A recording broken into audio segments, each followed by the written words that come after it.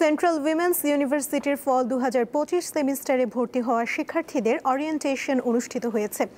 রোববার রাজধানীর টিকাটুলি ক্যাম্পাসে নবীনদের বরণ করে নেয়ার পাশাপাশি তাদের বিশ্ববিদ্যালয়ের নিয়মাবলী, একাডেমিক কাঠামো, আচরণবিধি ও বিশ্ববিদ্যালয়ের বিভিন্ন সুবিধা সম্পর্কে ধারণা দেওয়া হয়।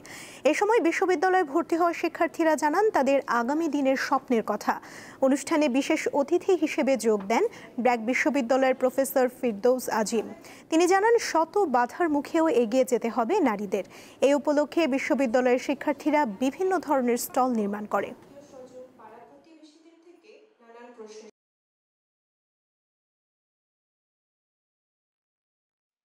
শিক্ষাই জাতির মেরুদণ্ড, কিন্তু নারীদের ক্ষেত্রে এটা বেশি বেশি প্রযোজ্য।